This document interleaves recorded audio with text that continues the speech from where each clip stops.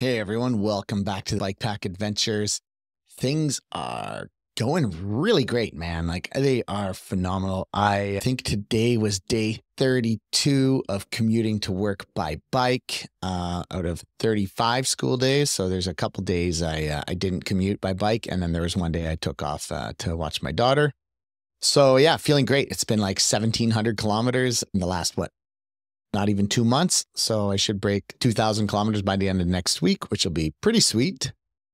And yeah, other than that, this last weekend, I went on a bikepacking trip with a group of people here from Ottawa. And it was really, really good. Like this is kind of what I needed. Like I needed that feeling of community. And, I do have lots of friends. It's just within the bikepacking community, it's just, there's always been, I don't know, I've been feeling this gap, this like something is missing. And that was just getting out riding with people, camping with people. And it was just such a well-organized event, organized by Jamie Blades. He runs Common Empire, which is a social bike group here in Ottawa. And they were organizing their first overnight bikepacking weekend, and they were calling it aptly named Ride Camp Ride. And basically we met up in Carleton Place, which is a suburb of Ottawa, kind of. It's a separate town, but not too far from Ottawa. And he had the town of Carleton Place involved, and they had coffee out and snacks out for us to start off. And then we rode 93 kilometers to get to Cartwright Springs, which is a brewery near Pakenham, Ontario. It was a longabout route, taking a ton of gravel roads, a little bit of paved, not too much, but sometimes it was a little annoying, but that's just part of life. And what made the event super special was that it was really community oriented. So we rode it as a group with about 20 of us. And, as usual, you would spread out. Things kind of get dispersed as you go. And then probably every 10, 15 kilometers or so, we would regroup. We would get back together as a group. We'd chat for a few minutes, and then people would carry on, and it would slowly spread out into the various speeds. And then we'd just wait and regroup again. And it was amazing because it gave you that time to meet new people and make new friends. And I felt that event really did do that for me. It was such a great day, kind of bringing me back to my days in Malaysia when we would go on all day rides. Road biking with my friends there, and very similar, just such a great social atmosphere.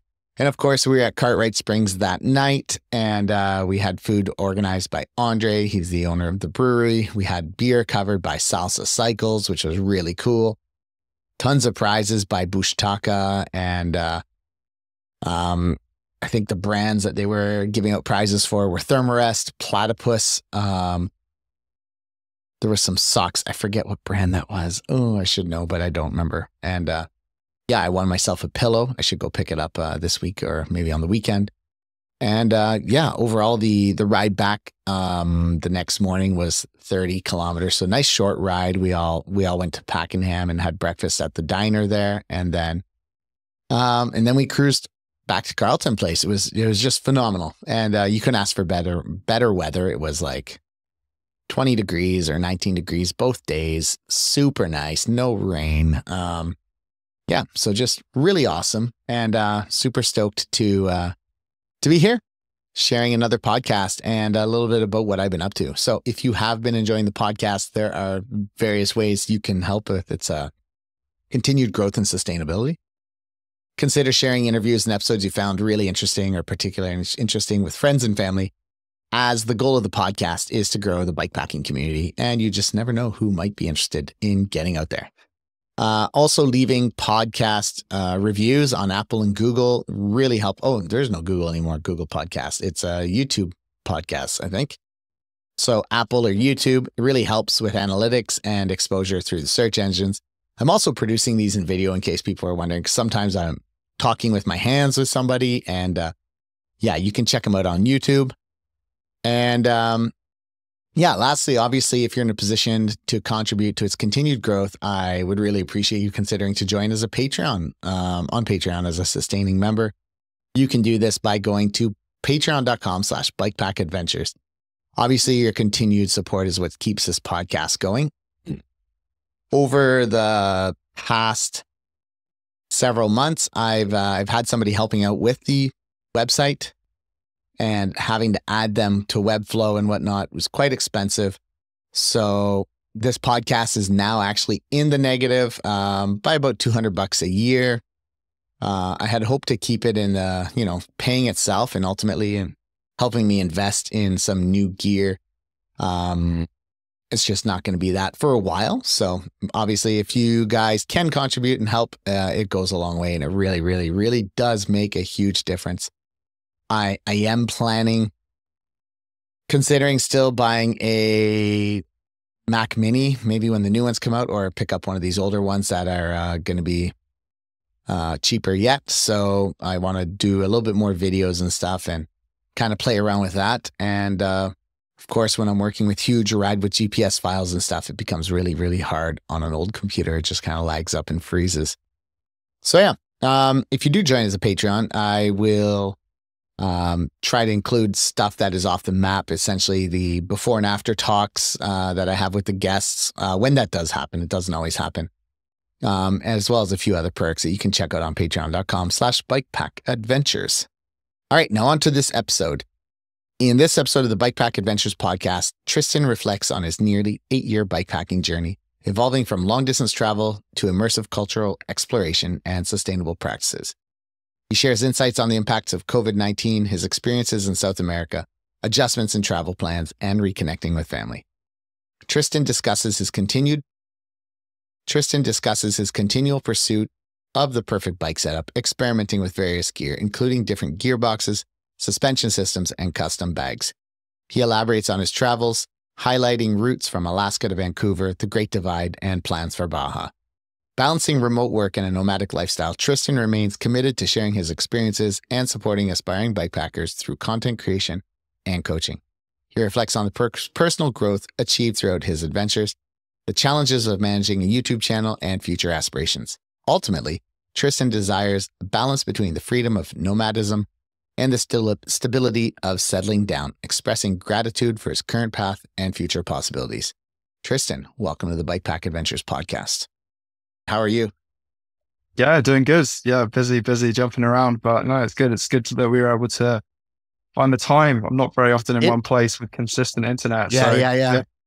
And we are literally like 1 month off 5 years. I can't believe it. I'm like, I was looking today, I actually made some notes because I actually listened to our episode and I was like, it's the first time in a long time where I've done an interview or an episode with somebody that was on the show. So episode 32. So that's way, way back. And it's crazy because when I was looking at it, it was a really great episode. I was like, man, I did a good job on that interview. Because I think you were one of the earlier bike packers that I actually interviewed. It was still called Bike Tour Adventures, but at that time, you were one of the first people I interviewed that was running 3-inch tires and, on the Surly ECR, if I remember correctly. Actually, I do know because I just listened to it today. And so it was kind of neat to hear all these questions I ask you. And then, of course, when I went on my own adventures, I did not take any of it into account. And then I learned all the hard way, right? So. As many of us do. I mean, sometimes that's the way to do it. Yeah. So, I was thinking about it when I cycled from Vancouver to Whitehorse and then Winnipeg. I used a saddlebag and I hated it. And it was only 1 month, but you're like in that episode, you're like, yeah, man, if you're using it for months on end, it can get really frustrating. I was like, dude, I was like 30 days and I was ready to throw the thing in the garbage because I hated having to get something out of it. It just drove me mental. Yeah, it's I think the industry is moving away from that actually a little bit. You'll see a lot more. It's funny, it sort of comes full circle from when bikepacking started getting bigger, which it probably was sort of 5 years ago or so, sort of that sort of time or a little bit longer. Mm-hmm. Everyone was pushing seat packs because they were, seat packs are sexy and they're light, and that's why, the industry was all about seat packs. But yeah, they can be a real pain in the ass. And now you're seeing a lot more micro panniers and systems, which are a little bit more practical. More people using racks in general. So it's interesting. I even have friends using around. basket packing now, like they got the front basket and they got their, whether it's Old Man Mountain or Blackburn or whatever bag that fits in those things. And they're like basket packing. And I was like, what? Yeah, it's going to be interesting to see how it changes in another 5 years. Yeah, exactly. And yeah, and even front rolls, right? I wasn't crazy with the front roll. I just hated stuffing my sleeping gear in there, and like when I needed something, having like, yeah, it was just a pain, right? And I had the Blackburn one. It was decent because I had a purge valve and stuff. But I mean, it's not the best. Yeah, well, it's a lot of time when it's every day. And I think I may have said something in the last episode that we did, but I mean, I've met bikepackers that told me they spend well over an hour every morning just repacking their bikes.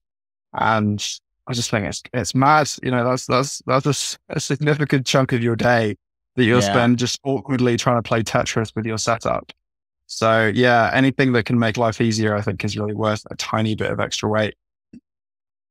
You did mention in the last interview we did, you said, if you ever get bored with this, you will stop. It's not, it's not like I have to achieve this goal. It's just, if I get bored with it, it's enough. I'll move on to something else. I presume you haven't got bored enough yet. I'm having more fun than ever. So no, definitely not. I'm still going, and I'm still definitely planning on going for at least another year or two. I mean, barring any crazy changes, you never know. I might suddenly fall out of love with it. I don't know how capricious my love for bikepacking is. It might suddenly change, but at the moment, I'm definitely very much loving what I'm doing. And I look at the road ahead. I look at what I've got planned for the next couple of years, and I'm actually just unbelievably excited for what's to come. And yeah, I think I can't see myself stopping anytime soon. I might say never, but yeah, no, I'm still going. No, it's pretty wild. And I know you had is it still 100 countries, 100,000 kilometers or 100,000 miles? Is that still kind of the overarching piece of the puzzle, or? Yeah, I mean, as I've got closer to it, I care far less about it than I did early on, I think. Okay. I think, nominally that is still my goal. I still have that in mind of one day I'll hit that. I can't remember what I was on the last time I spoke to you. It's probably 50 something thousand, something like that. I'm now, I think I'm just closing in on 80,000, just short of that now, which is about 50,000 miles. So I'm not actually that far away now. But I really don't care. I mean, I set out with that goal just to have something to aim towards. Yeah. But it's not like I'm going to hit that milestone, 100 countries, 100,000 kilometers and just go, right, I'm done. Guess I'll go home now. I mean, that's all right. Who wants a bike? Chuck. Do the Forrest Gump thing and just right, I guess I'll go home. But no, it's cool to have a target in mind, and it will be quite special to hit that. Yeah. But it's not something I really care about. I mean, every year that I've been doing this, I've ridden less miles, and I ride now the kind of routes I really enjoy doing are the really hard routes where my daily mileage is really low, and I'm really pushing myself. I'm really far out off road in the backcountry, and I'm not doing big days or big miles, but I'm having a lot more fun than I would if I were just doing 100 miles, 200 kilometers a day every day. I could smash out the remainder in less than a year pretty easily if I wanted just to get it done. But yeah, just for me, I just don't really enjoy that these days. So yeah, for me, it's always been. And I was going to ask how your mindset has changed. And I guess that is kind of how the mindset has changed, right? You've kind of grown into the role, but it's like no longer about just big days and crushing the miles, but really exploring deeply into the cultures. And yeah, I think so. I mean, I think the way that I choose to travel now is quite different. I think I like to take my time more than I used to. I'm in no particular rush to get through a continent. I'll happily really meander and stop in places. And I've also now got to the point where I sort of work remotely. I can sort of support myself as I go. So actually, good excuse I need to stop once in a while and just put in some work time, which is actually, I think, really conducive to making the whole thing sustainable as well. Because I can't remember if I mentioned, we discussed this in our last interview, forgive us, for 5 years, and I haven't had time to rewatch that episode. So I'm not sure how much we're going to be overlapping. But yeah, I mean, I find with travel in general, and I think especially bike travel and human powered adventures, I think, are more susceptible to this because it is a much more intense form of travel. But I think if you just go, it starts to get saturated at a certain point because you're seeing the same sorts of things. You eventually, even the most beautiful places will start getting monotonous if you're seeing beautiful places all the time. And if you're like going backpacking, you're like backpacking and you see churches. After about 50 churches, it's like, all right, I've seen churches. Right. I know churches at this point. Like, right, exactly. If you see 50 churches, the 51st is not going to excite you in the same way. But if you took 3 months off and then went to see a church for the first time in 3 months, having not seen one for 3 months, probably you'd be pretty excited or a lot more than you would be. Yeah, I think for me, it's become really important to pace myself and to take those breaks, those sort of enforced breaks from the traveling, from that movement, because it means that I don't hit that saturation point really, or at least it takes a lot longer to get me there. And I mean, as you said at the start of this conversation, I did say, and I continue to say, if it ever ceases to be fun for me, I'll stop. I am by no means attached to doing this forever. And for me, it's still a lot of fun and I still love what I do and I love the lifestyle that it gives me. But if that changes, I would stop. And there have been times when I've felt that saturation problematically, where I've been traveling nonstop, covering lots of big distances, lots of traveling for months on end without any kind of break. And I find the solution for me is just to stop for a while, whether that be to stop and work, stop and just do nothing, chill, whatever, go on holiday, or just take a break from that cycling experience, from that travel experience, and then see if that wanderlust comes back. And if I find myself looking at a map, looking at the route ahead, and I'm not excited for what the ride is going to bring, if I look at it and just think, oh God, all right, well, let's just get it done, just get to the next place. If I find myself consistently feeling that way about the route ahead, for me, that's a sure sign that I need to stop for a while and wait until I look at the map and I'm genuinely thrilled to be doing what's coming, excited to ride these bits on the map that just translate into real places.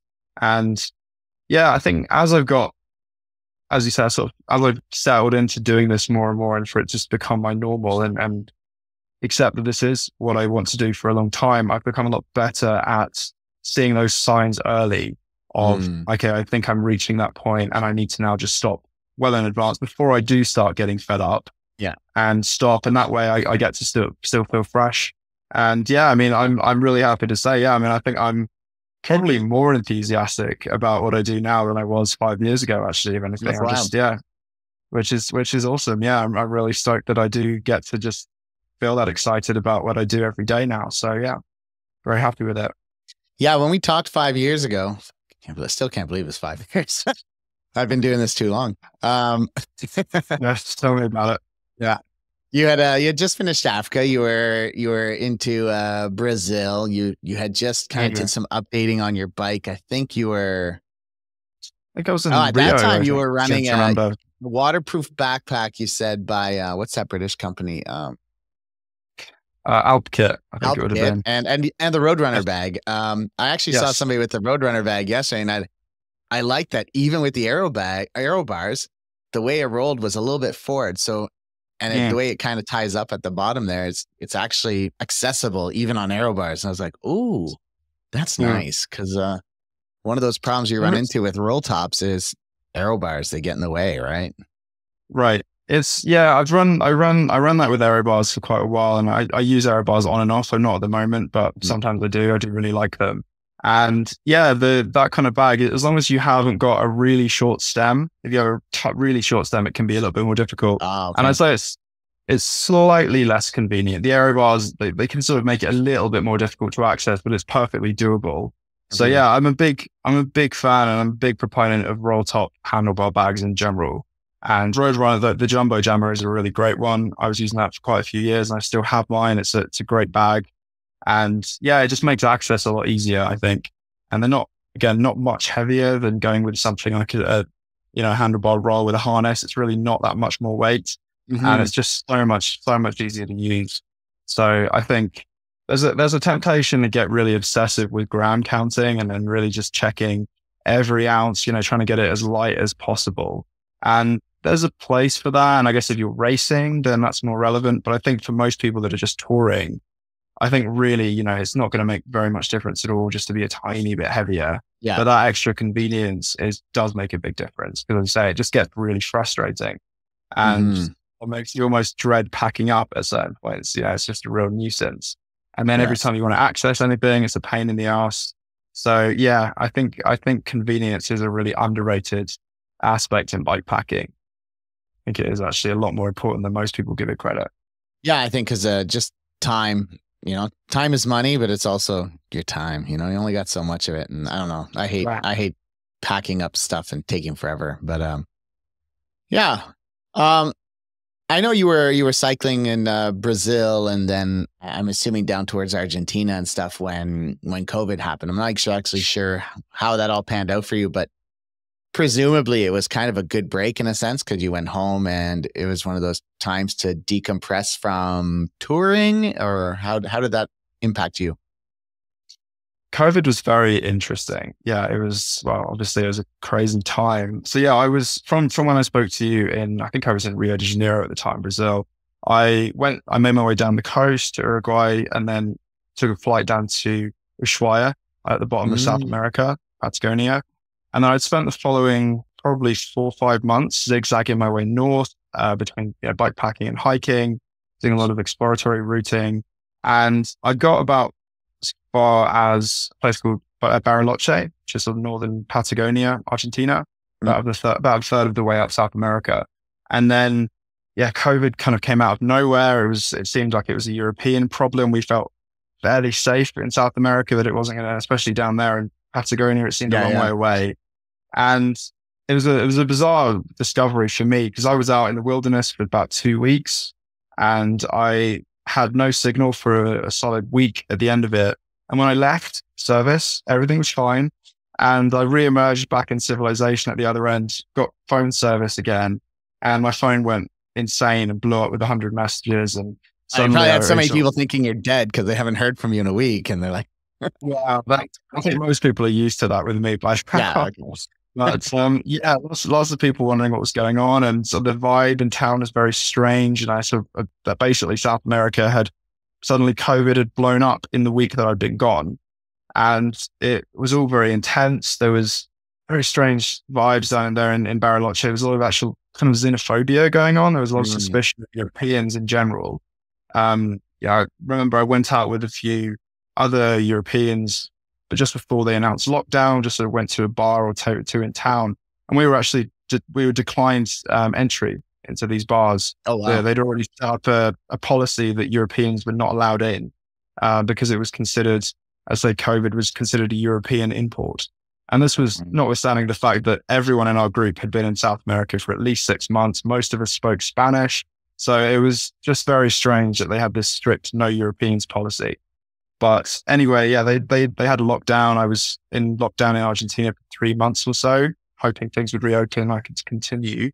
And then eventually I decided it wasn't going to happen anytime soon, and winter was coming in. So I went back to Europe and spent most of the rest of the year, touring around Europe. So I bikepacked around the Alps, and then down through the Balkans, then back up through Italy. And yeah, it was kind of different, because until that point, I think I'd been traveling full time in a very linear way for several years without really breaking from that strict linear pattern to my journey. And suddenly I was bouncing all over the place. I was flying around Europe. I was hopping about. This kind of the continuity of this trip had been broken. So it was a little bit strange suddenly doing this, which I haven't done for many years. But it was also a good thing. And I got to reconnect with friends and family that I hadn't seen for a long time. And I also, around that time, decided, as I said, that I wanted to start working remotely, or find a way that I could support myself as I went along, rather than having to stop and find another job for a while and then work and then be stationary for that time and then continue. And I was able to gradually build that up. And that was very good for me. And that's been, a game changer for me. The fact that I can now basically travel full time and support myself as I do while I go, which is fantastic. Can I ask you a quick question? There's a hard S coming out on your headphones. I'm not sure if you turn the headphones off and just use the microphone if it might be better? Do you want to give that a shot? Just so it Sure. Yeah. just worry that the Okay. audio might not sound the greatest after. Yeah. No problem. Let's give it a track. Sometimes laptops are pretty good anyways at not having an echo when my sound comes out the speakers. How is that right now? Is that any better? Way better. Yeah. Phenomenally better. Cool. Yeah. Yeah. So that was good as far as sort of the way that my lifestyle changed over COVID, and I was able to keep going more or less. And then, yeah, various things happened in my life. My father passed away in 2021. I remember seeing posts, I think, about that. Yeah.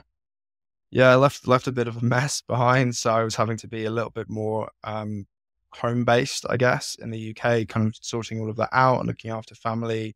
So yeah, I mean, it wasn't just COVID, but that also put my travel plans, I guess, on hold to some extent. I was able to do only shorter trips through that period, nothing quite as long. And yeah, that was also interesting. That was a difference. And yeah, I suppose last summer was the first time I was able to properly restart. Okay, that's what I was going to ask. Yeah, because I think you did a big Canary Islands trip too. That looked pretty epic. Yeah, I did several actually. I spent 2 winters, or was it maybe 3 winters in the Canary Islands on and off. And yeah, put together a bikepacking route there, did a lot of island hopping, and just, yeah, it's a fantastic winter base. And I was able to sort of work out there remotely and not have to be in rainy England during the winter, which is a fantastic bonus. And yeah, it was good. I mean, I think I'm pretty happy that I made the most of that time that I had, but it also felt great to actually get back on the road properly. Yeah. Are the Canary Islands cheap? Sorry? Are the Canary Islands fairly cheap to be, or I guess compared to the UK, they probably are, but I wouldn't say. I'd say it's European prices pretty much, actually. Yeah, it's I mean, it's Spain. Yeah. So it's more or less the same sort of prices as you'd pay in the Spanish mainland. I mean, it's more expensive than some of the remoter parts of Spain for sure. So it's definitely not a cheap destination, I wouldn't say. Yeah, and you said you were saying about only a year ago you kind of got going back full time, right? So you could kind of get on with the long tour, I guess we could call it. Yes, restarting the proper trip. Yeah, well, originally I thought I would actually go back to where I'd left off, to Argentina, to resume where I'd been held up by COVID. But actually, in the end, I decided to go to the far end. So I've been going north through South America from Argentina, and the plan was to ride up to Alaska. And in the end, I decided to actually start on the other side. So I flew into Alaska, and the intention over the next few years is to eventually make my way back down to Argentina and reconnect the dot where I left off. And yeah, there's lots of reasons for that. Partly, I just really wanted to go to Alaska, to be honest. I was just feeling very motivated to go up to that part of the world. But also following COVID, I mean, COVID was extremely hard on South America. It was, I think, I mean, my feeling is that South America was probably the hardest hit continent. And it's not something that's widely covered, but it was brutal on South America because a lot of these countries were already going through major economic crises prior to COVID. Political crises, all kinds of stuff, right? Right. And then you add COVID to that, and suddenly things are really, really bad. And so, yeah, I mean, there has been a bit of an uptick in crime and troubles in general in South America. And I don't know, I suppose I felt a little bit reluctant to bikepack through, just on account. I thought it might trigger some unwelcome responses from people if people are going through extreme hardship and then they see a Westerner roll through on a fancy bike on a joy trip. I just thought there might be some kind of negative response. And I don't think that's necessarily going to be ubiquitous. As probably most people will probably be fine, but I thought there might be a slightly higher risk of that. Yeah. And so I thought I would just start from the other side and give South America a bit of time to recover, hopefully. And that's more or less what I've done. So, I mean, I've taken my time. I flew into Alaska last June, I believe it was, and spent 4 months going through from Alaska down to Vancouver through a pretty meandering route. And Cassiar Highway, I presume, or? Yeah. I It's went beautiful. from Anchorage all the way up to the Arctic, Mhm. and then came back down, and then gradually, and then crossed into the Yukon, and then down in the Cassiar in BC, and then Vancouver Island down to Vancouver. Okay. So did you go like Haida Gwaii and then the Queen Charlotte Islands? Yeah, pretty close to there. So I took a ferry Mm. from, I think it's Prince Rupert Yep. to Port Hardy Okay. through the Yep. inside pass, which is Okay. Okay. spectacular, Beautiful. Right. Yeah, stunning. And then I went back to the UK for the winter, or just for a couple of months, and then I spent most of the winter in the Canary Islands again, Portugal, and then came back to the UK for a month, and then went back to Vancouver in April. And I've spent since then basically bikepacking around through BC for a while, and then across into Alberta, went down the Rockies, spent about a month hiking in the Banff Canmore area. And since, I guess, August, I was riding south, or more or less on the Great Divide bikepacking route for most of the way, or at least I was taking quite a lot of detours around, but using that as a frame. And I'm talking to you from California, and I just taking a break from the bike for the last week or so to visit some family here. And I'll be flying back to where I left off in Colorado, Oh, actually, nice. on in 2 days' time. And I just left my bike in a place called Breckenridge, which Mhm. is just outside Denver. And I'll be getting back on the bike, I think probably Friday morning, and riding west and spending the remainder of the year making my way from there to pretty much Baja. I should Yeah. probably reach Baja, California, either at the end of the year or the start of next It'll year. be So perfect timing to ride Baja too. So it's like, yeah. I think so. Yeah, the timing seems to have worked out pretty well, actually, because I've had mostly pretty great weather for the last 2 or 3 months. Mostly it's been really good.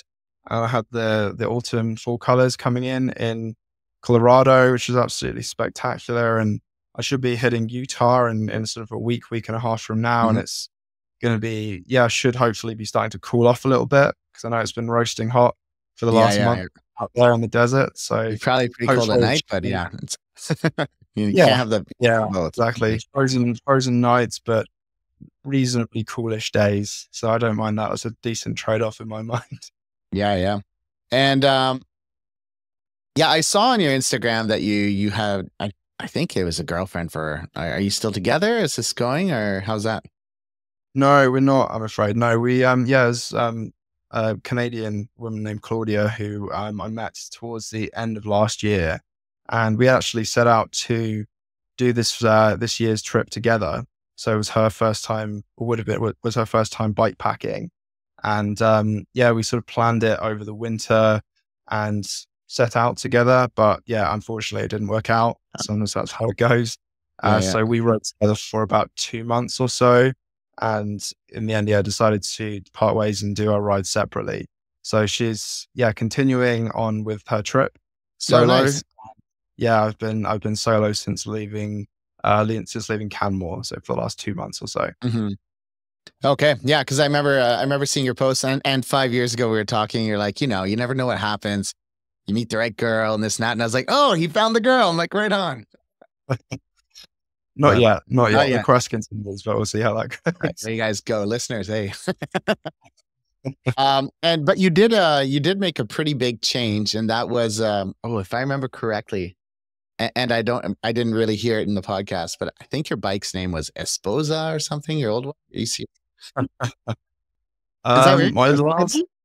My last bike, I think, her name was Laura. Laura. Okay. Laura, yes. Bike names, of course, very crucial to the whole thing. Yeah, absolutely. Yep. Yeah, I And changed. you changed.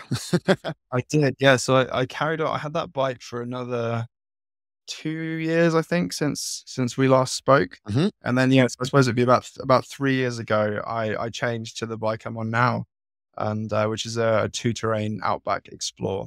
With the So pinion, still, I think, right? yes. Yeah. Yeah. So that was the big thing. Yeah. So a pinion gearbox, which was something I'd been lusting after for a while. And the final straw for me in choosing to go with that and pull the trigger was a route that I did in Kenya called the Kenya Bike Odyssey, which was a bikepacking route that I put together there with the Kenya Department of Tourism. Fabulous route, which I really recommend. But the route is very dusty. So it's, you're basically cleaning your chain every day on the route. It really gunks your drivetrain up pretty good. And I just got really fed up with having to clean my chain every morning. And so the idea of having a gearbox and a belt drive and having zero maintenance was just very, very attractive after having spent 3 or 4 months bikepacking around Kenya, putting this route together. And so I switched, and yeah, I've been incredibly happy with it. It's really just such a joy to a lazy man like me who doesn't particularly enjoy maintenance. I think most bikepackers are like, they're running out of things to buy. So now they're like, oh, I need a pinion bike. I feel like that's what we're getting to, is like everybody's gone through, they've, fine-tuned and figure out what bag setup they like, how many times that needs a change and how much it costs. And a lot of people out there are like, all right, you know what I'm sick of? I'm sick of derailleurs, and I'm sick of gear, like cassettes. And I know I have to know at least half a dozen people are like, all right, this is what I'm planning. I'm going to get this built, or I'm going to do this or that. And it's like, it's always around opinion. Sometimes a roll off opinion. Yeah, I mean, a gearbox makes a lot of sense, especially if you're going to be doing long-term touring. It's just, there's nothing to really break that, it could catastrophically break and then you're kind of screwed. They're really just so reliable. So, I mean, I've been riding mine 3 years all around the world, very rough conditions, and it's just been absolutely flawless. And I mean, once a year you change the oil, and that's a 10-minute job to get home. Wow. So yeah, I mean, it's just brilliant. It really works so well. The gear ratios are incredible. You have a really wide gearing, and it's just so nice to use. The shifting is perfect all the time. It never slows down. It never sticks. It's just always perfect. And yeah, I think really, I mean, racers is probably a slightly different story because it's a tiny bit heavier than a lightest derailleur drivetrain. But I think the industry is definitely going to move that way, because derailleurs, they work, they're fine, but I mean, it's 100-year-old technology, and it's kind of daft having the most vulnerable part of the bike, which is the derailleur, right there, right next to the ground in a place where rocks can really easily damage it. So yeah, I think gearboxes make a lot of sense. And I mean, I know Shimano are working on a patent that looks quite interesting, and yeah, there's been roll-offs around for a long time. And yeah, I mean, pinion for me is definitely my favorite at the moment. It's so reliable, and it's also nice that the gearbox is right in the center of the frame, down in the bottom bracket. So it genuinely makes a pretty big difference for the bike handling to have that weight very well centered. So yeah, that, as you said, that was a big change, but it's been, amazing. I love the fact that my bike is basically maintenance free now, no matter what I do to it. So that's really nice. Saves me a lot. Pretty awesome. I was looking and considering the roll off for one of my bikes, because I was like, oh, I'd be just so cool to have it. And but the downside is, if you're going to go mountain biking and ripping some trails, that back wheel gets really heavy, and that's what I've read is like, if you're into trail riding and you like to go down things fast, you're going to notice a difference with that rear wheel weight, as opposed to, I guess if you're fully loaded, it makes no difference, if you have bags and panniers or racks or whatever, but I don't know. Yeah, I've considered it, but it's a pretty big investment to test out. It is. Yeah, I think it depends. I mean, what I generally say to people is it depends how much you're going to use it.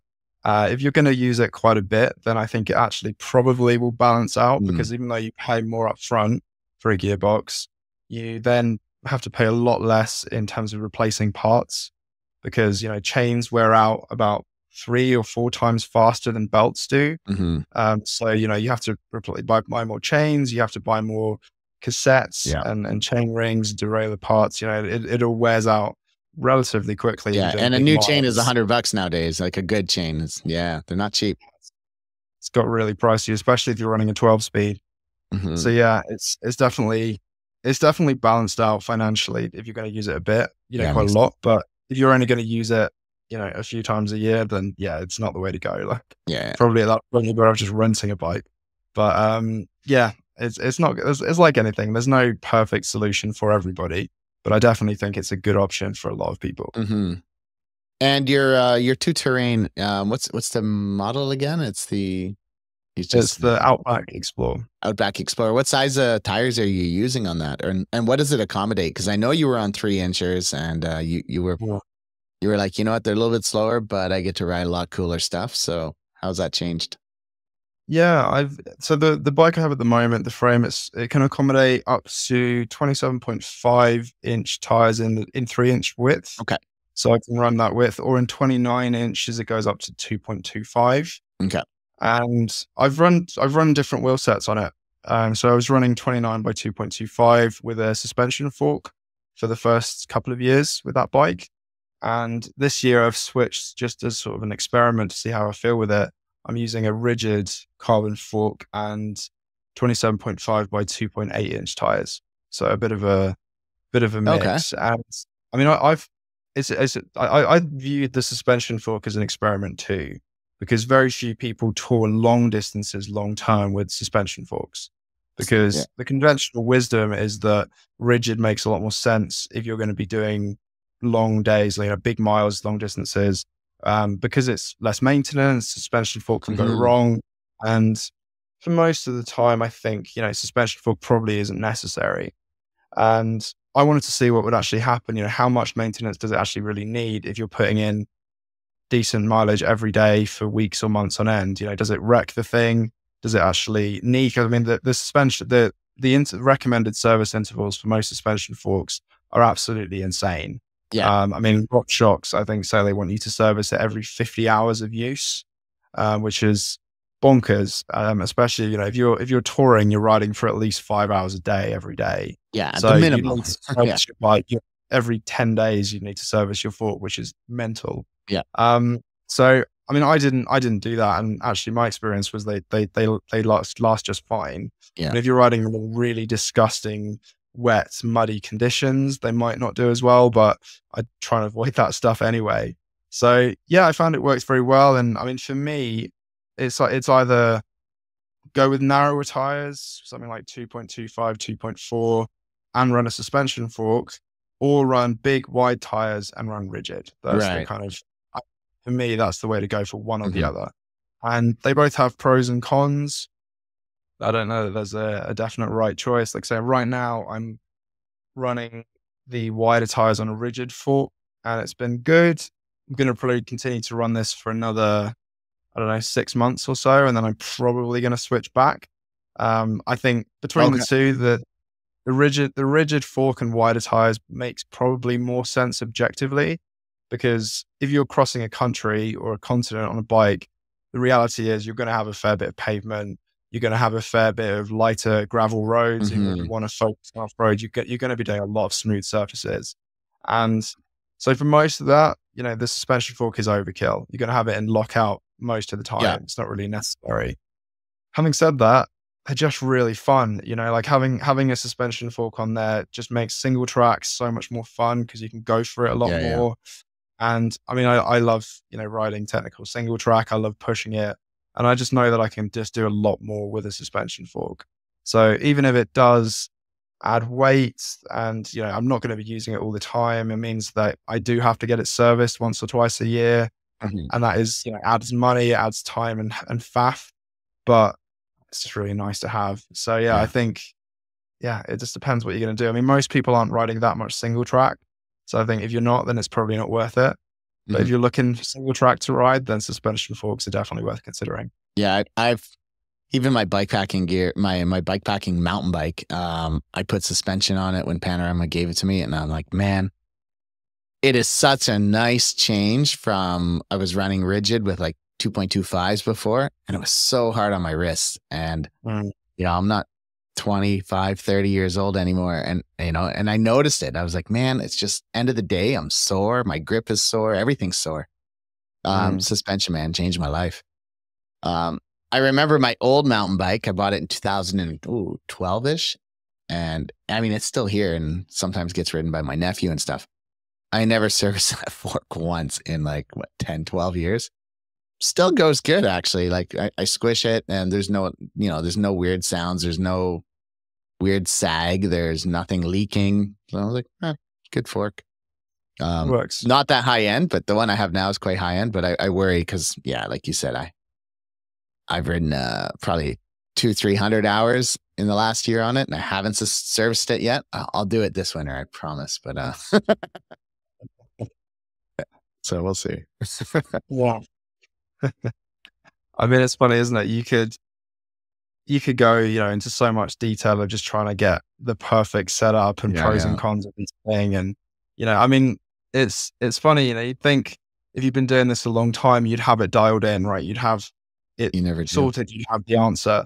And, I've been doing this now, it's going on 9 years since I first set out. And in general, I mean, I think, my setup is very dialed these days in general, but it's not finished. I'm still playing around with little changes or even some bigger changes. And the industry is changing all the time. New things get released, new technologies. Some of them are actually, most of them are pretty minor because the industry is just trying to sell stuff. So they're going to tell you that you need this new part, which basically makes no difference. But there are some parts that there are things that come along that are actually quite good and make quite a big difference. So it's interesting, just tweaking for me, it's a lot of the fun actually. And I do really enjoy I'm a total gear nerd. So I love just tweaking these little bits and pieces. But I mean, it does make a difference. I mean, my ride now is so much more comfortable than it would have been even 5 years when I spoke to you.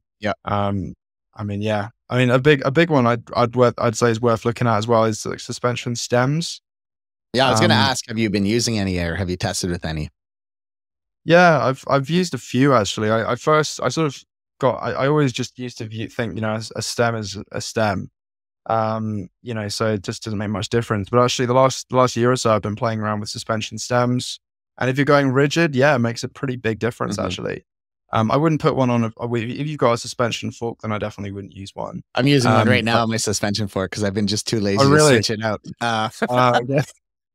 But I feel like there's one caveat is like when you're flying down a gravel road and there's washboard and you're not going to take the time to flip your suspension to eat that up.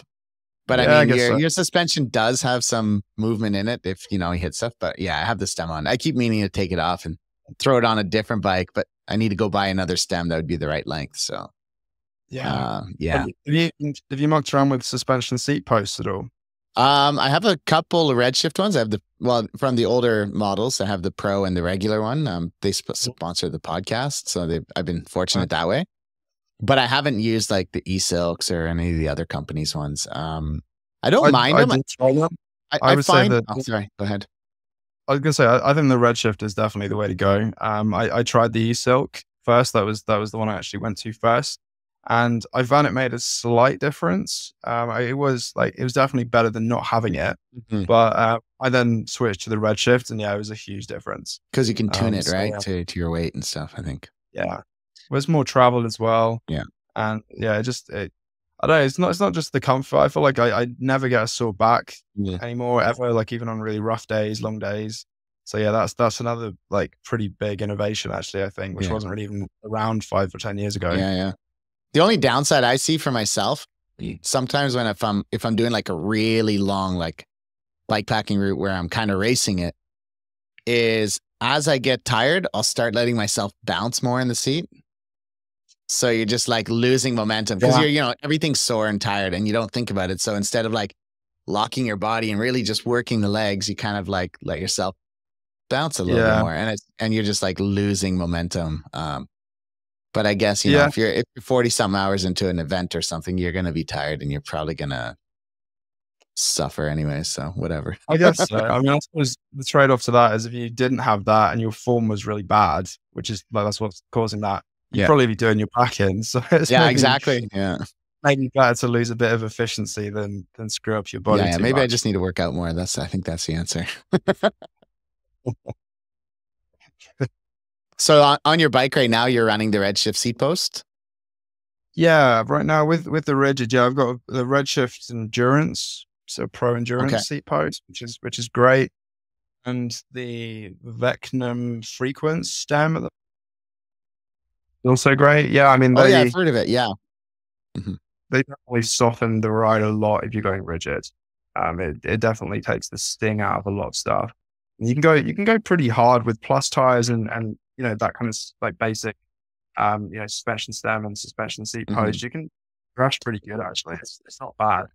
I mean, I do miss the suspension fork. I'm not gonna lie, I do miss it. But it is nice to just have no maintenance, and it's more efficient, it's lighter. So pros and cons. Like what do you find the difference with the Vecnum stem as opposed to like the Redshift stem? We just the sound just cut out there for a sec. Oh, I don't know if you can hear me. Yeah, I can hear you. It was a little wonky for a second, but I know it's recording on your end as well, so the video should be good. Oh, sorry. I think my sound just cut for a sec there. I can hear you now. Okay. Yeah, I was going to say, like, it was a little bit rough on this side too, but I know it's recording on both sides and it just merges them after. So it should be fine, hopefully. Okay. If not, I'll edit out the section. I was asking what do you find, what's the difference with you? And like you've used the Redshift and the Vecnum. How do you find the difference in the stems? I haven't used the Redshift stem. Okay. Not the stem. The reason for that is just so the Redshift is a single pivot stem. Yeah. So it has just one pivot point, which is right at the joint. And I run I like to run handlebars with a decent amount of sweep. So my bars actually they've got I think it's 33 or 35% sweep on them. So the hand grip positions is actually behind that pivot point on the stem. Right. So the single pivot systems like the Redshift ones just literally won't work with the handlebar behind because it's not got any kind of pivot movement. Yeah. So yeah, I mean, I've heard really good things about the Redshift stem for like gravel bars because they're kind of designed around drop bars and they work really well for that because then you're pushed further forward, which gives you more angle change, I guess. There's more pivot. But yeah, the Vecnum one is nice because it's double pivot, so it works the same regardless of where your handlebar position is. So that was the main reason I went with that one, and yeah, it's been fantastic. Works really well. Very cool. Yeah, what's your setup otherwise, like in terms of bags and stuff? Have you changed that around much, or is it still like the backpack that you can carry and go hiking and? Yeah, I've been playing with it actually lately. Yeah, I was running that setup last year through when I was coming down through Alaska, and it's always worked really well. I mean, I was playing with some micro panniers last year. I was using these Mountain Laurel Designs micro panniers for the 4 months from Alaska to Vancouver, and I think they're called Ultra Ploco panniers, and they're fantastic. I mean, they're ridiculously lightweight. I think it's about 300 grams for 18 liters of storage, I think, with the bags. So they're like really, really lightweight. They just weren't durable. That was the problem with those. They pretty much broke after about 4 months. I mean, they weren't. Oh, wow, they weren't.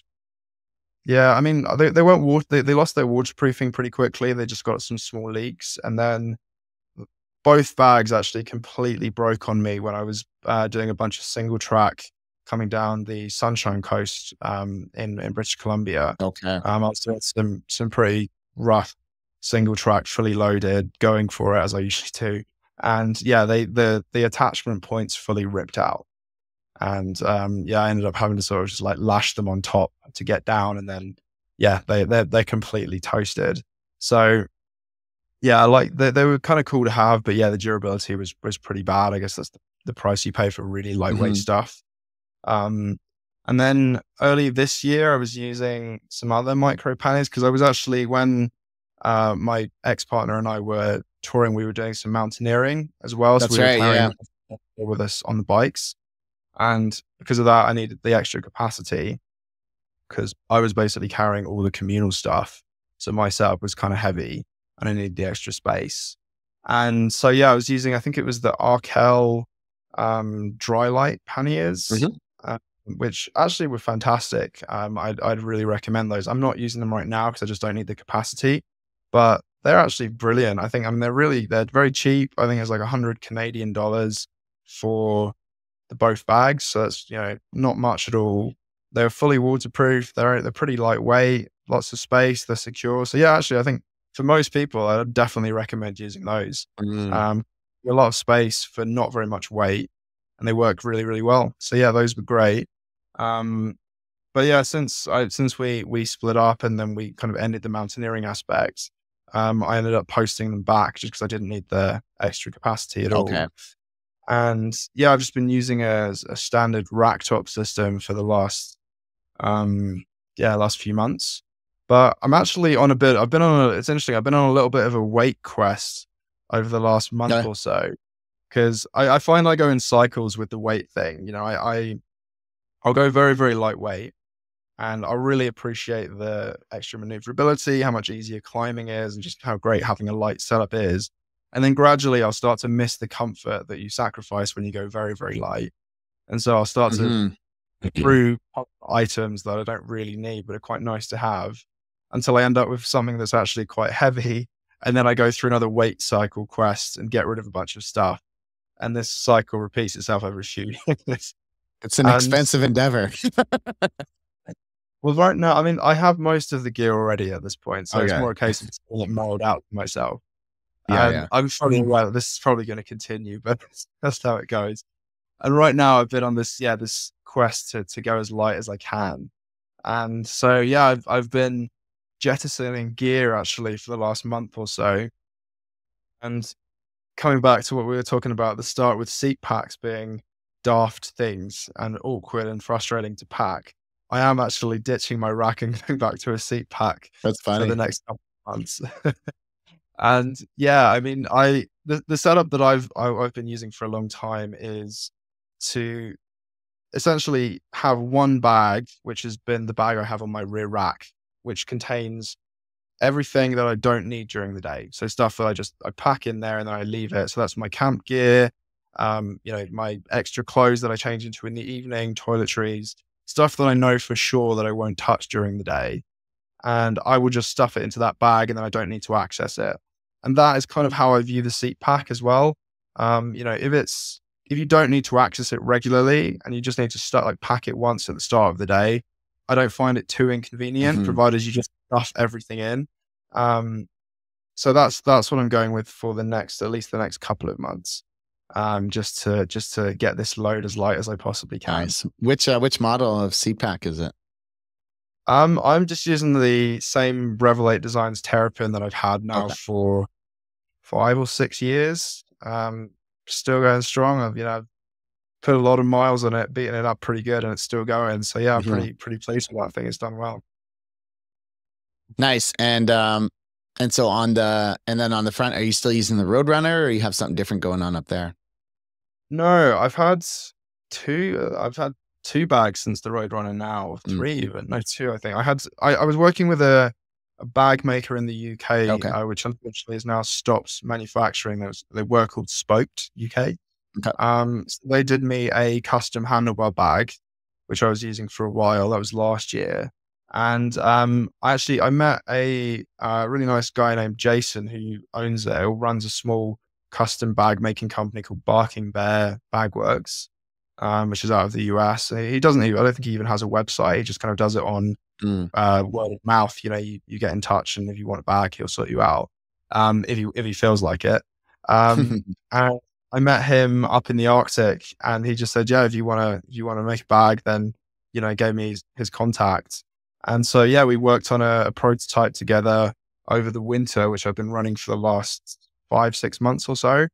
And yeah, it's awesome. I really love it, and I'm gonna trying to persuade him to do me a sort of V2 version of it soon. Just makes a few tweaks to upgrade it. But it's awesome. Yeah, it's sort of a Roadrunner jumbo jammer on steroids, I guess. Okay. It's just I've sort of taken the things I love about that bag, and I do really love that bag, and then just added some things that I wish it had, some extra features. So the main ones being, it's got side pockets on either side, which you can just stuff things in. And then it's got a big front stash pocket as well, which is amazing just for convenience. And yeah, so for me, the big drawback with bike packing over bike touring is just always been convenience. It's just harder to access things quickly. Packing can be a pain in the ass. So for me, it's all about just trying to make packing as easy as possible and make access to things that you might need during the day as quick and easy as possible. So yeah, that bag that we designed together was all about that, just having lots of convenient access, so that anything that you might need quickly, you can just grab it without even having to open a bag. It's just there, accessible. So yeah, that's been great actually. That's been a game changer. And I think, yeah, without that bag, I definitely wouldn't be going to a seat pack. I don't think I could get away with it. I think I'd need extra space. But yeah, it's Mm. cool. I'm really looking forward to seeing if we can do a second version. And yeah, who knows where that's going to go? It could, Yeah, yeah. yeah, maybe one day there'll be a mass produced version, because I think it's awesome. Like, yeah, there's not been that much innovation in bike packing freight in handlebar bags, really. Most of them have Yeah, yeah. stayed pretty the same. There's been sort of roll top bags, which are, yeah, light but inconvenient. And then there's been a few roll top bags, like the Jumbo Jammer, but they're mostly pretty heavy. Yeah. And, I think there's definitely room for a lot of improvement there. So yeah, we'll see. We'll see where this goes. Yeah. Could be cool. I did borrow a friend's, I think theirs was from Atwater Atelier, which is a Canadian brand from this side of the country. And, it's a big top stuffing roll top, with little side pockets and everything. It's super though. It's just so nice to be able to just like cram stuff in there, especially out in the winter. You can just like take your big puffy and just bash it into the bag, and beautiful. Yeah. It was such a nice change to use a handlebar bag that wasn't a roll. And then I just saw today that Tailfin released new bar bags, and it's a roll. And I was like, I'm not sure if I even want to, I don't know. I'd probably test it if they'll send me one, but I'm like, I don't know. Like I was off of rolls, so I don't know if I'd be, how keen it'd be to start using a roll again. The only time I'd use a roll would be if I'm going on a very short trip, I'm going super light, and then I'd consider it. But yeah, for anything other than that, I just think, yeah, a roll top makes a lot more sense. Mm-hmm. Yeah, it's just, I mean, the inspiration for me with making this bag was, you know how a lot of hiking backpacks have this really big outdoor stretch pouch that Yeah. you can use for stuffing whatever, rain jackets, whatever in there. I just love that design. It's just so convenient. You can just stuff a bunch of crap down there without having to open the bag. And then, most hiking backpacks are going to have big side pouches as well. And it's so convenient. And I've always just looked as like, why don't backpacking bags have something similar? So much sense, provided that it's secure and it's not going to fall out when you get into off-roading, provided it pants out. But that's not a difficult problem to solve, really. So yeah, I don't know. I don't really know why there haven't been more interesting, different ideas when it comes to this kind of stuff. Most manufacturers have stuck to the same tried and true handlebar roll setup. Yeah. It's like canister bags, man. They're all the same. There's so many of them, right? Like, I saw that Tailfin did stick one of those kind of mesh pockets on their thing that can hold like 3 liters, but I'm like, yeah, I don't know. It's a cool feature, and I think you see it on some smaller bags, but you don't often see it on a big bag that can hold a lot, right? So, yeah, very interesting. Tailfin actually, like that, I kind of like the fact that they're doing interesting things. Like I'm not affiliated with them in any way. Like I bought a top tube bag from them, the kind of the flip top open wing ones, and it's fantastic because it's fully waterproof, or at least rainproof, which almost every other top tube pack that you can buy is only water resistant, which for me is basically just because the kind of stuff I want to put in there is stuff that I need to be definitely dry, electronics and stuff like that. So yeah, mostly waterproof is useless to me. So that is great. The fact that it is fully waterproof. Yeah, I'd say fully rainproof. If you dunk it underwater, it's not gonna. Yeah, no, but yeah, in the river and you're screwed. But yeah, for rain, it's all right. But yeah, they seem to be doing some cool things. I'm still not entirely sold. I know their Aero Pack is gets an enormous amount of coverage and appreciation. A lot of people seem to really love them. I haven't entirely. I looked at them and they're very cool. They're quite heavy. So I kind of like always looked at it. I was like, it's a lot of weight. You could fit a roll top, like just a dry bag on a rack for less weight than one of those. And I think if you want to keep the weight down, you got to get the one that's like integrated with the rack. But it's then if something breaks, it's a big investment. And kind of heavy, those things though. They're going on a kilogram for that. It's still quite a bit. I mean, you could get like the lightest standard rack you can get is about 500 grams. And then you throw a dry bag on there for like 150 grams, Yeah, yeah. some straps for like 50 grams, and you've got a setup that's quite a bit lighter, and a lot cheaper as well, because Yeah. they are priced.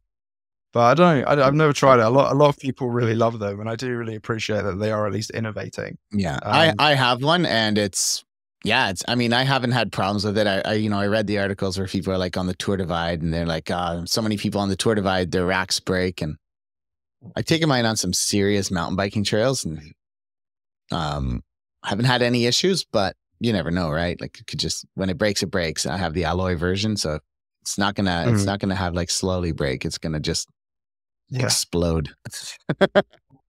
But I do like the stuffed, I like the roll top feature of that bag, like I really like being able to just jam things in, as opposed to like stuffing an ass rocket or a handlebar roll, right?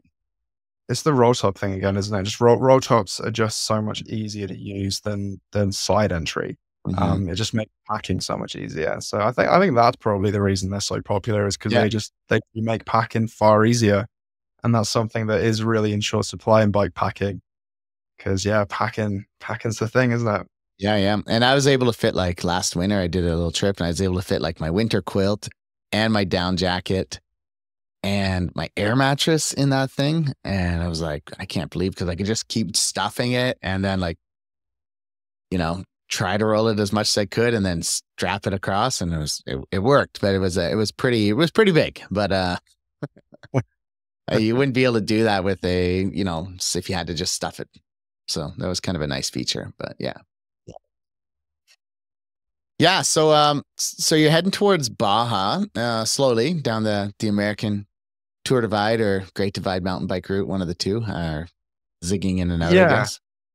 Well, so I've been on the Great Divide from the start around Banff, and I stayed on it as far as Colorado. So Breckenridge, where I left my bike, is around about the halfway point of the route. So I mean, it's covering more states, but it's from there south, it's the rest of Colorado, and then a long stint through New Mexico. Mm-hmm. And yeah, I'd be interested to try it, but for this trip, I'm going to be going west, because I really want to head towards Baja, and I'm really excited for all the national parks out west through Utah and Nevada. And there's just so much good riding, especially in Utah. There's so many routes there that I'm just absolutely buzzing to get my teeth into. And that kind of landscape for me, the kind of red rock desert, is also just inspires me so much. So I can't wait to get out there. But what I'm going to be doing over the next couple of months is actually working on a new route, because I had quite a lot of people message me that knew I was taking this route. So they knew I was going to be on the Great Divide until around where I am now, Colorado, and then finding my own way down through to link in with the start of the Baja Divide down in Mexico. And I think quite a lot of people that do go from north to south, whether they're doing the Pan American or just doing a longer trip from north to south of North America, they quite like this idea of having part of the Great Divide, but then also linking to the Baja Divide. Yes. A lot of people like that. So a lot of people ask me, can you send me your route, once you've worked it out?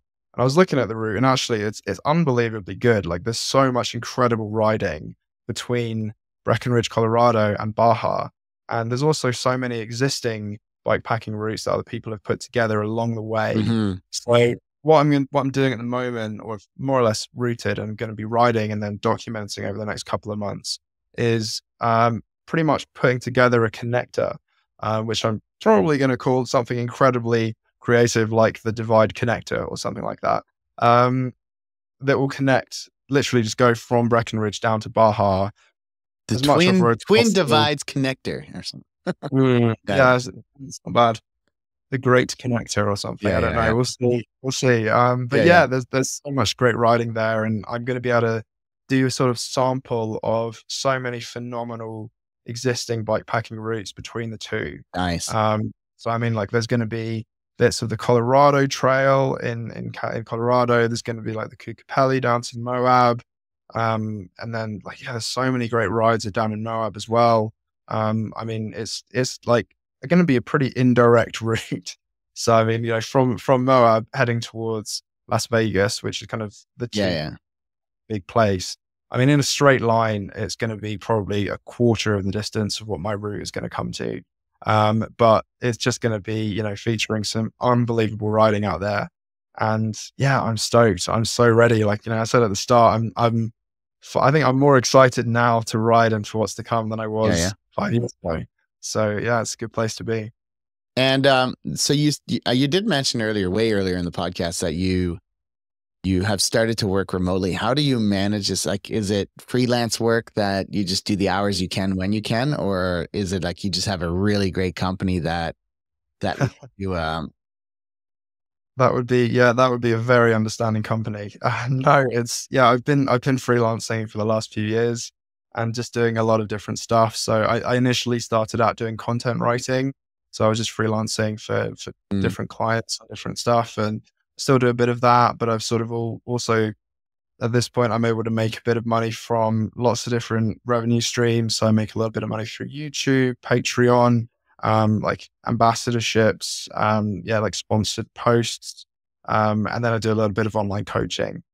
So I started about 2 years ago or so. I just had a few people reach out and sort of ask for help. And so I just decided to start offering like an online coaching service, working with people that mostly bike packers or bike tourists, people that want to go out on bike trips of various lengths, sometimes just short ones and sometimes really, really long round the world trips, and just working with them and building up their setup, helping them with some skills and information, helping them plan their routes. And for a lot of people, it's also just a case of giving them a little bit of motivation, a little bit of a push, because it's understandably a little bit scary, the idea of doing this big trip. So I guess it can be helpful to have someone that's done it already to just say, yeah, you're not crazy, it's going to be fine. And I think a lot of it is gear related. I mean, I've spent, as you touched on, I've spent so much money over the years on trial and error, trying new equipment and seeing what works and what doesn't. So it can be pretty helpful to have someone just save you all that money and just say, look, that's going to work. Can this I isn't going to be good. can I be excused for 1 second? I'll explain after the recording, but I got to take care of something really quick. No problem at all.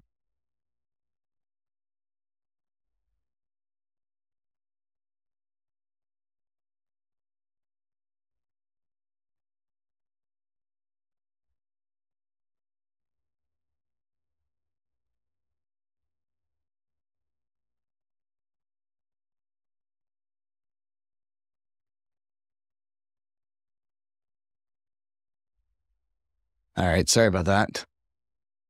No worries. I lost my spot. I know you were what were you saying? Sorry, it's the most Don't worry. I was just my wife was calling me and messaging me, and it was like, I see. No, don't worry. I was just talking about online coaching and the kind of stuff that people need help with, basically. is it more like in lines of like life coaching, or is like there's sometimes elements of that creep in, but I don't claim to be a professional at that by any means. Yeah. It's mainly just helping people with bike packing and bike touring trips. Okay. So I've worked with a few people that have done other human powered trips than bike related, but the majority of people that I work with are aspiring bike packers or bike tourists, people that want to go out on bike trips and just want some help in planning and organizing it, basically. Because it's can be quite intimidating. There's so much equipment out there. There's so much knowledge that you need to make it work smoothly. And it's also a bit intimidating in general. So I guess having someone that's done it and can help out is quite useful for a lot of people. So that's been quite popular. Yeah, that's really cool. It's a very, very good way to help sustain too something as long and enduring as a bike tour or bike packing trip that has no end in sight. Yeah, well, I mean, I don't know that I'll do this forever. I might, I don't know, but for now, it's still fun. I think I get asked quite a lot why I travel as long as I have and why do it.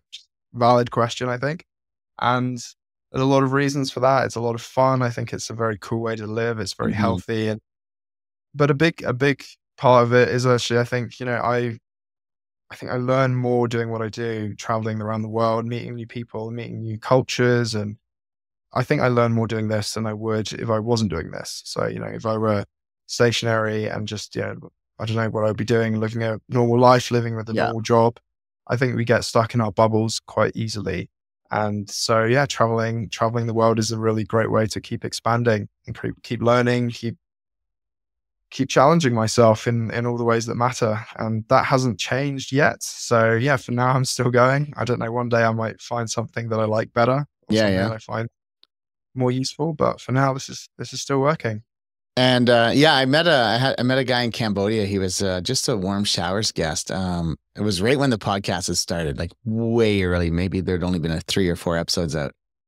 And he was like the most not wanting to ever do something like that. So of course I didn't push it, but he'd been bike touring for 25 years. And he was just like, yeah, now I just, I ride where I want. I see what I want. If I like a place, I chill longer. I don't really take a lot of pictures anymore because I've kind of done the million pictures thing. And most of them were on film and they're in some storage locker somewhere. But really interesting, like his perspectives on the world and stuff. And, how deeply it was connected with him, all these experiences. And you'd have just a normal conversation. It would be like little bits and bobs from like different decades that would just creep into the conversation about in this country, in this decade. And like, it was just wild, like unreal. You might be that guy one day. Maybe, I don't know. Yeah, I mean, there's quite a few people that are just floating around the world that have no online presence. They don't document. They just live on the road, and you won't know about them until you meet them. And you'll bump into them, and you meet them, and then you'll probably never see or hear from them again. Yeah, and I met a few of these people. That's super interesting. And yeah, I often think, that what are they doing? And it's to each their own. I always think it's a shame that they're not sharing because it's so interesting following people that have done really long trips. I mean, like take someone like, I'm sure Heinz Stucker. I had him on the podcast. It was an amazing conversation, but really, really hard to follow. But it's like, you never want to, it's like listening to your grandfather talk, you just like deeply entrenched into his story. Interesting guy. Very interesting guy. Yeah, I mean, it's like, he's pretty much the most widely traveled human ever to have lived in history.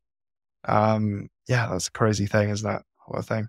It's a wild thing. Yeah, I don't know if I aspire to that personally. I don't think I want to stay fully nomadic for my entire life. I think I would like to probably stay partially nomadic for most of my life. I think I don't see myself ever fully settling down to the point where I'm spending pretty much all year in one place. I could see myself spending more of the year in one place and coming back to one place, and then spending some of the year traveling still, and then some of it in one place. That probably is for me what would be the ideal way of doing it, because I think as I get older, I definitely do place more value on place and people than I used to, and more value on connecting with family and friends. And so I mean, I think I'm more willing and more happy to be staying put for a period of time. Still not very long, but a period of time. And so we'll see. I mean, I'm not as young as I used to be. I'm still by no means old yet. I'm 33 right now. But is that it? Oh man. Yeah. Still quite old. Yeah. But I don't know, life's a challenge, isn't it? It's always changing, and we have no idea what the world's going to bring. COVID 2 could be just around the corner any second. I mean, let's not even say it, but you never know what's going to happen. You have to be ready to adapt. And I think being too attached to any one plan, whether that, regardless of whether you're traveling or whether you're living in one place, have career plans or whatnot, I think you just have to be ready for life to throw you a curveball and just to go with it. And I think that's a really good thing about living nomadically, is you're very open to just going with the flow, and things are going to change. And I mean, COVID was a challenge for that kind of lifestyle, but even then it was possible to make something work. You just have to appreciate what you can do, I suppose, rather than annoyed at what you can't. Yeah.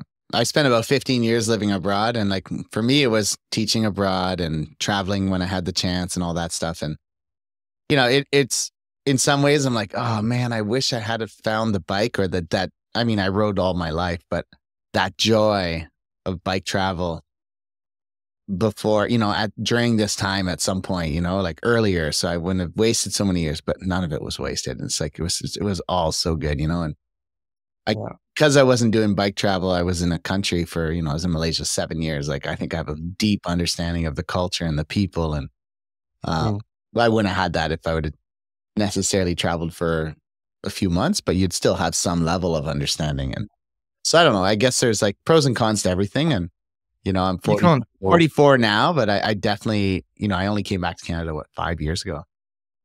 So it's like, I haven't, now I'm working towards the pension as a teacher and looking at how to raise the family and stuff. And it's a different game, but also thinking of like, how can I get a year off work to go biking and that kind of stuff?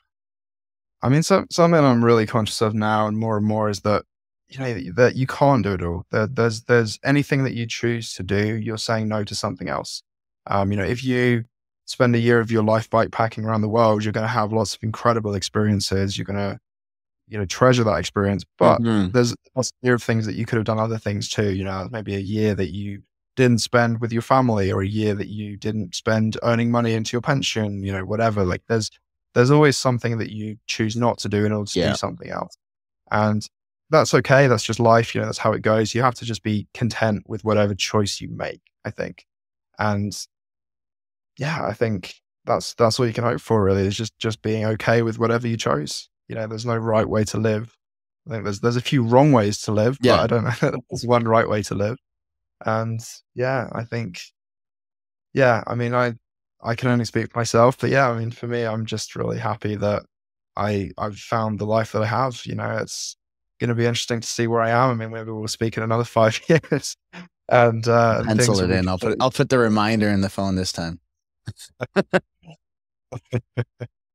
Well, I mean, since I spoke to you last time, it looks like your studio there is a lot flashier than the one I remember seeing 5 years ago. Yeah, I don't even know where I was, but I was probably in the closet somewhere or a bedroom. I have no idea. But well, because we had the baby, and then my sister-in-law was living with us for a while, and then now my brother-in-law immigrated to Canada, and he's living here, and the mother-in-law's visiting. So I was just kept getting relegated to the utility room, which is not ideal. So my wife said, "Okay, let's have a good workplace. Spend the money, build a nice studio, like somewhere that you wanna feel comfortable." I said, "Thank you." I mean, it looks, your listeners can't see this, but it does look fantastic. Well, I do put the episodes on YouTube if it works out also now. So some people can see it. Yeah. Everyone see it. It's incredibly beautiful. You're missing out if you don't get to see this wonderful background. I need to get all the books up on the wall too, like all the different writing books that that people have sent me or I bought, and got to get some shelves up. Yeah. It's cool. So where would you last thing, where would you see yourself living? Not some cabin in the woods or something X months of the year? Yeah, that's the big question, isn't it? Well, I don't actually think I could limit myself to one place. I can see myself maybe limiting myself to two. I think a nice way to do it, regardless of the financial viability of this plan. But I think ideally it would be having a place in the Northern Hemisphere and in the Southern Hemisphere, so that you could pick and choose around the seasons, whether you wanted winter or summer. Yeah. So if I was to pick a Northern Hemisphere base and a Southern Hemisphere base, God, it's really difficult. Northern Hemisphere base, I'd be really torn between possibly the Canadian Rockies, and somewhere in the Mediterranean, maybe Spain. Okay. I think that'd probably be the Northern Hemisphere base that I'd go with. Southern Hemisphere, I'd strongly consider Bariloche, southern Patagonia. Okay. It'd either probably be Bariloche or Kenya. Oh. I could see Nairobi would be a great place to be based as well. I don't know, or maybe Australia, or maybe New Zealand. I mean, there's just so many great places in the world. Whatever you do, you're giving something up again. So Hokkaido, Japan. Who knows? Yeah, there's everyone. There's yeah, God, I don't know. There's too many good places. I can't decide. Yeah, yeah. Luckily, I haven't had to decide just yet. Maybe one day. Yeah, exactly. And in the meantime, you'll just go home and visit your family in the UK. And Usually my strategy is very sneaky of me, but my strategy these days is usually trying to persuade my friends and family to come out on a holiday to visit me along the way, somewhere exotic. yeah, nice. Because they get a holiday, I don't have to go back to the UK. So it's kind of a win-win, really. Yeah, yeah. It's a good idea. It's yeah, my parents never visited me any. Well, they did. They came to Iran when I got married, but otherwise they never visited places. But um, it's expensive to fly from Canada. But I guess like large parts of the world, it's not necessarily as bad, and they have cheaper flights and stuff. But well, man, it's been awesome. Not sure if I missed anything you wanted to chat on. Oh, you've been doing stuff on YouTube more too recently, right? Yeah, well, actually, I mean, I was doing more earlier in the year. I've kind of dropped the ball the last few months because I've just been I've been sort of like trying to balance time. Mm-hmm. And making videos takes a lot of time. So I've not been posting as much over the last 3 or 4 months as I was at the start of the year, but I will be posting a lot more over the next 6 months to a year. So yeah, YouTube's definitely worth checking out. There's some good videos up there, and there's going to be a lot of good ones to come. So yeah, go have a look. Yeah, it's a tough one, right? Because like balancing like YouTube content and then like social media content, it's just a lot. Like it's like you said, time is finite, right? So you gotta you can choose your battles.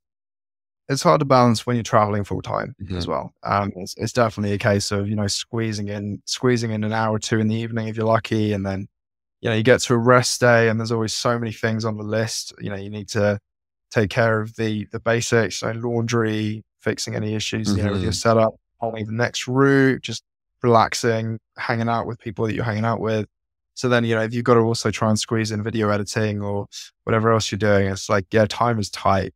I mean, as much as I love working for myself and I love the freedom that it gives me, I mean, I never have free time, and I don't mean that in a bad way. Like, I love what I do, so I almost don't see it as work because I really enjoy it. But I can't even remember what being bored felt like because I never have downtime when I'm not. I mean, once in a while, I'll consciously give myself like, right, I'm going to deliberately do nothing because I know I need that. But there's always something I could be doing, there's always a whole list of things that I could be doing. So yeah, I mean, it's fun. I mean, I pack my days very full. So, yeah, I mean, it's definitely a challenge trying to find the time to make videos for sure. But yeah, it's a priority system, I guess. If you don't do that, you're going to be doing something else. Yep. And yeah, for the next 6 months, I think my focus is shifting back to YouTube a little bit. So yeah, we'll see what I can put together.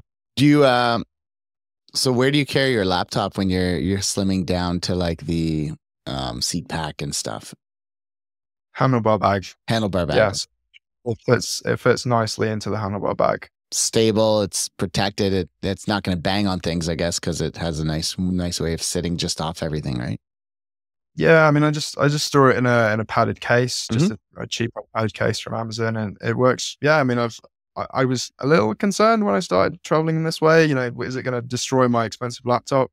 But I've been doing this a long time, and I've really thrashed it on some very, very rough routes, and it's still totally fine. So yeah, I'm at this point pretty confident it's not going to kill the thing. Yeah. So yeah, but that's again another advantage of the handlebar, the top loading handlebar roll, is that you can fit a laptop in it quite easily. Yeah, that's cool. Yeah. And last thing, tent. I saw you posted today. You were super stoked. A new tent is coming out of some sort. You got to tell me about this tent. I'm always I'm hunting. Yes. I'm hunting for that right tent. My tarp tent is starting to get old. Yours is long gone. No, I'm truly giddy with excitement for this tent. As nerdy as it is to be this excited for a tent, I am incredibly stoked. So yeah, it's a Canadian company, Tristan, which I don't know whereabouts. Is it Canadian? I don't even know. Yeah, it's based in Golden in the Canadian Rockies. Yeah, but they've making some really great gear. I was using they have a trekking pole tent called the X-Mid, which I've used on and off for the last few years, and it's one of these companies that just kind of goes viral in the hiking world because they have a real kind of cult-like following. because their gear is so good. And it's also really, really well priced as well. Like it's not even expensive. It's really good value. But they have a tent that came out, or they've announced it today. And I think it's due for the first batch is going to be released in about a month, so mid-November. And it's called the X Dome, which is more or less a freestanding version of the X Mid, which is a trekking pole tent. And I mean, I've similarly to bike packing handlebar bags, where I feel like it's frustrating that some of the features that seem to me kind of obvious, no one's really designed that bag yet. There have been quite a few things with tents where I wanted certain things in a tent, which just there's not been a tent that did those things. And the X Dome, this tent that's coming out, just kind of does everything that I wanted to do. It's just, I mean, like it's fully freestanding, which I think is important for bike packing. It can pitch outer first really easily, and inner first as well, which I think is, for me, like outer first is key for a tent because you can put it up in the rain, and it's not going to get wet. And then you can also take down the inner from within with the outside still on, and the inner will stay completely dry. Right. Like a lot of the kind of traditional backpacking tents, like something like the Big Agnes Copper Spur or the MSO Hubba Hubba, you can technically do that if you have the ground sheet. Like there's kind of ways to sort of make it work in the rain, but it's a faff. It doesn't work very well. It's pretty inconvenient. Whereas with that, it's designed to do that from the start. So it's incredibly easy and convenient. Super lightweight. It's really strong. It's like a lot stronger in wind than any of the other tents. And it's the perfect size. And cool. I'm giddy. I can't wait to get my hands on it. Yeah. It's going to be great. So should you be getting yours in a month or so? Are you in that group? I would sell my soul for that thing. I'm very excited. Will it fit in your seat pack? It's tiny. Yeah. It folds down. Tiny. Nice. Yeah. It's perfect. Awesome, man. Well, hey, I have no other questions that are bursting out of my mind right now, but awesome, man. It was so great to catch up, to kind of get just a chance to talk about what's happened in these past bunch of years, and to see where you're heading. So do keep in touch, and be cool to get you on in another few years.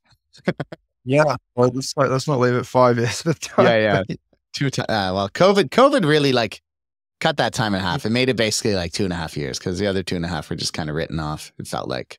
Yeah, it was a weird time, but hopefully there's no COVID 2 on the way. Jesus, huh? Fingers crossed.